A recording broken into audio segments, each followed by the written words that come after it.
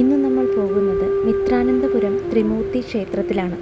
800 വർഷത്തിലേറെ പഴക്കമുള്ള ഈ ക്ഷേത്രത്തിലെ വിഗ്രഹങ്ങൾ വില്ലുമംഗലത്ത് സ്വാമിയാർ പ്രതിഷ്ഠിച്ചു എന്നതാണ് ഐതിഹ്യം. ത്രിമൂർത്തികൾ ഇവിടെ സൂര്യദേവനായ മിത്രനു വേണ്ടി ഒരു വലിയ അഗ്നിയജ്ഞം നടത്തിയതിനാലാണ് ഈ ക്ഷേത്രത്തിനെ മിത്രാനന്തപുരം എന്നറിയപ്പെടുന്നത്. കേരളത്തിൻ്റെ തലസ്ഥാന നഗരമായ തിരുവനന്തപുരത്ത് പത്മനാഭസ്വാമി ക്ഷേത്രത്തിൻ്റെ പടിഞ്ഞാറ് ഭാഗത്താണ് ഈ ക്ഷേത്രം സ്ഥിതി ചെയ്യുന്നത്. ക്ഷേത്രത്തിൽ ശിവൻ, വിഷ്ണു, ബ്രഹ്മാവ് എന്നിവർക്ക് സമർപ്പിച്ച പ്രത്യേകം ക്ഷേത്ര സമുച്ചയങ്ങളുമുണ്ട്. വിഷ്ണു ക്ഷേത്രത്തിന് അല്പം പിന്നിലായി ബ്രഹ്മക്ഷേത്രവും അതിനടുത്തായി ശിവക്ഷേത്രവും സ്ഥിതി ചെയ്യുന്നു. ഈ സമുച്ചയത്തിനടുത്തായി വില്ലുമംഗലം ശ്രീകൃഷ്ണസ്വാമി ക്ഷേത്രം കാണാം. കേരളത്തിലെ പ്രശസ്തനായ സന്യാസിയും ഗുരുവായൂരപ്പൻ്റെ ഭക്തനുമായ വില്ലുമംഗലം സ്വാമിയാരുടെ സമാധി സ്ഥിതി ചെയ്യുന്നതും ഇവിടെയാണ്.